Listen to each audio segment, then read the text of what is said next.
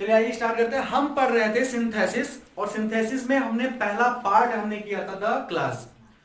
क्यों? क्योंकि हमने पहले दिन बात किया था कि अगर हम सिंथेसिस पढ़ना है अगर हमें, तो कुछ वो स्टेप्स हैं जो हमें लेने पड़ेंगे। जैसे हमने क्लास हमें समझना बहुत ज्यादा जरूरी था। क्यों? क्योंकि क्लास में जो प्रिंसिपल क्लास, सबऑर्डिनेट क्लास और कोऑर्डिनेट क्लास है, ये कहीं ना कहीं हमको जाके परेशान करते हैं अगर हमको नहीं पता है तो। ठीक है, तो क्लास हमने पढ़ा। क्लास के बाद हम पढ़ेंगे सेंटेंस। सेंटेंस, ठीक है। अभी सेंटेंस क्या है? हम तो बचपन में पढ़े हैं सेंटेंस 5 प्रकार के होते हैं। पहला हमने पढ़ा था असर्टिव सेंटेंस, दूसरा हमने पढ़ा था इंटरोगेटिव सेंटेंस, तीसरा हमने पढ़ा था इंपेरेटिव सेंटेंस। तो ये हाई स्कूल तक की बातें थी, ये बहुत जरूरी है। लेकिन अभी हम इंटर का सिंथेसिस पढ़ रहे हैं, तो हमें सेंटेंस के लेवल को भी थोड़ा सा ऊपर बढ़ाना है। अब वो सेंटेंस कौन कौन से हैं देखिए। सिंपल सेंटेंस,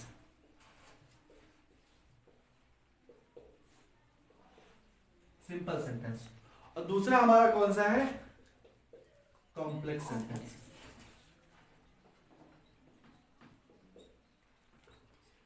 और तीसरा हमारा कौन सा सेंटेंस आता है?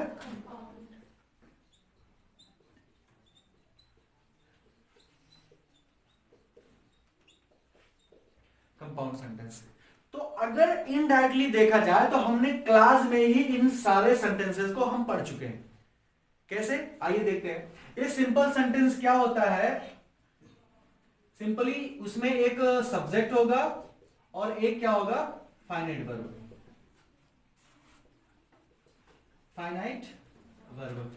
इसका भी वही क्वालिटी है कि ये भी किसी दूसरे क्लास पर डिपेंड नहीं रहता है। ये अपने आप में एक क्या करता है?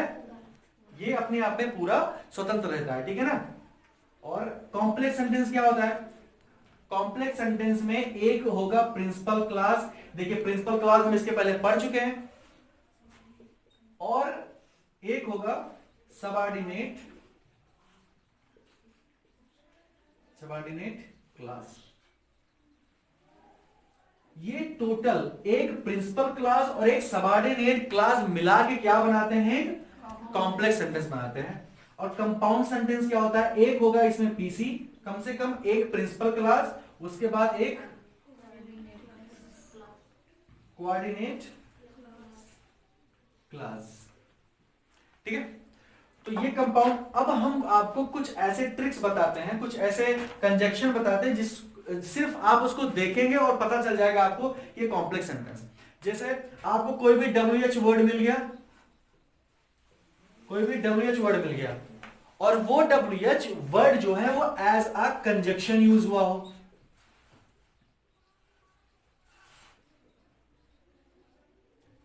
एज अ कंजक्शन यूज हुआ हो, तो हमें पता चल जाएगा कि ये क्या है? कॉम्प्लेक्स सेंटेंस है। और एक तो हो गया WH वर्ड। WH वर्ड समझ रहे हैं ना? What, question word, why dot dot etc, समझ रहे हैं ना। दूसरा हमें इफ मिलेगा या वेदर मिलेगा, ठीक है। तब हम जान जाएंगे कि ये सेंटेंस मिलके क्या बनाएगा? कॉम्प्लेक्स सेंटेंस मिलके बनाएगा। दूसरा स्टिल हो गया, जब वह तो WH वर्ड में इंक्लूडेड है। स्टिल हो गया, अनटिल हो गया, बिकॉज हो गया,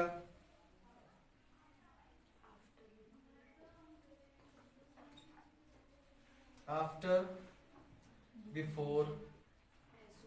तो ये कुछ सेंटेंस ऐसे, ये कुछ वर्ड्स, ये कुछ कंजक्शंस ऐसे हैं जिससे हमें पता चल जाएगा कि ये कौन सा सेंटेंस है? कॉम्प्लेक्स सेंटेंस है, ठीक है ना। अब कॉम्प्लेक्स सेंटेंस क्या होता है? इसमें एक प्रिंसिपल क्लास होता है और एक प्रिंसिपल क्लास के साथ साथ एक सबऑर्डिनेट क्लास होता है। और सबऑर्डिनेट क्लास क्या होता है?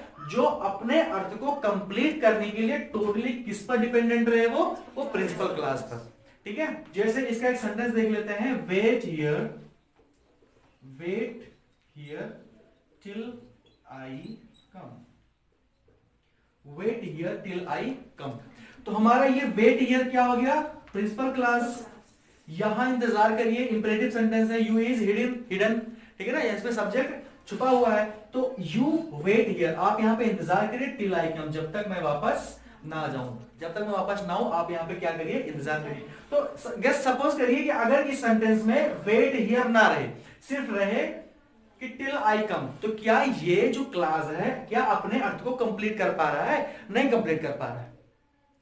बात में आ रही है ना? ये अपने अर्थ को कंप्लीट नहीं कर पा रहा है। देखिए, जब तक मैं ना आ जाऊं, क्या बात हो रही है? जब तक मैं, कब तक ना आ जाऊं? और क्यों कह रहा है? कुछ समझ में नहीं आ रहा। लेकिन जैसे ही ये क्लियर हो जाता है कि वेट हियर, यहां पे इंतजार करो जब तक मैं ना आ जाऊं। समझ आ रही है ना? ठीक है, तो वेट हियर टिल आई कम, यहां पे इंतजार करो जब तक मैं ना आ जाऊं। तो wait here is a principal clause and remaining clause is क्या? Subordinate clause. ठीक है ना? चलिए आगे बढ़ते हैं। Compound sentence. कंपाउंड सेंटेंस में एक चीज फिर वही ट्रिक है कि एक कोई कंजक्शन जो आप अभी मैं इसमें बताऊंगा, वो कंजक्शन देख लीजिएगा कि ये कंजक्शन जहां जहां भी दिख जाएंगे हम समझेंगे कि ये कंपाउंड सेंटेंस है। जैसे एंड हो गया, बट, और, आइदर आर, नाइदर नॉर,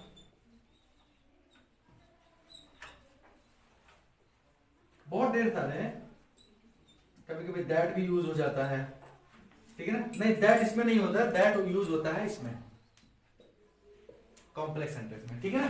चलो, ये कुछ कंजक्शंस ऐसे हैं जहां हमें पता चलता है कि ये कंजक्शन अगर लगे हुए हैं तो ये क्या क्या कहलाएंगे? ये कंपाउंड सेंटेंस कहलाएंगे। और कंपाउंड सेंटेंस का स्ट्रक्चर कैसा होता है? वो क्या होता है? उसमें प्रिंसिपल क्लॉज होगा। प्रिंसिपल क्लॉज वो होता है जिस पर सब लोग निर्भर रहते हैं। ठीक है ना? जिस पर सब लोग निर्भर रहते हैं उसी को हम प्रिंसिपल क्लॉज कहते हैं। ठीक है ना? अच्छा, कौन निर्भर रहता है? ये तो पता चल गया कि ये निर्भर रहता है। कौन निर्भर रहता है?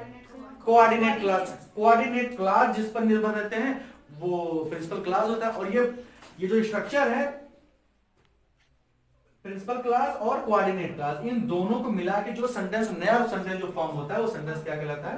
Compound sentence. और हमको इन्हीं तीनों सेंटेंसेस को क्या करना है? पढ़ना है। ठीक है ना? जब ये तीनों सेंटेंस हम पढ़ लेंगे, ये तीनों सेंटेंस जब हम पढ़ लेंगे तब समझ में आएगा कि ओरिजिनल सिंथेसिस क्या होता है।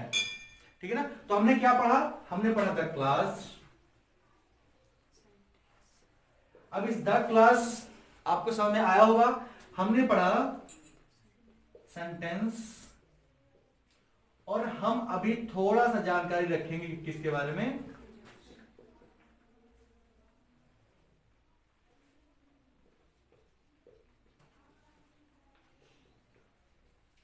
कंजक्शन के बारे में। ठीक है? ये कंजक्शन जरूरी होता है। कंजक्शन फिलहाल थोड़ा थोड़ा हमने समझ लिया है, सीख लिया है कि कंजक्शन कहां कौन सा, यहां सबऑर्डिनेट कंजक्शन यूज होगा तो कॉम्प्लेक्स सेंटेंस बनेगा, यहां पे कोऑर्डिनेट कंजक्शन यूज होगा तो कंपाउंड सेंटेंस। देखिए सेंटेंस कंजक्शन यही मैं बता देता हूं। कंजक्शन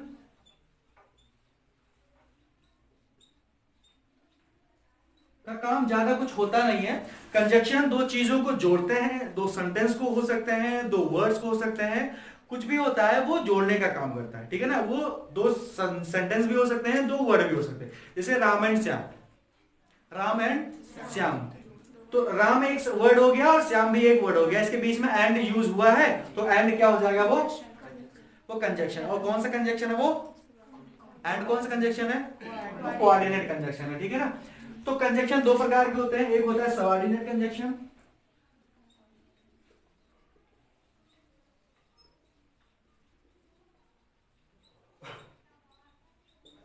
और दूसरा क्या होता है?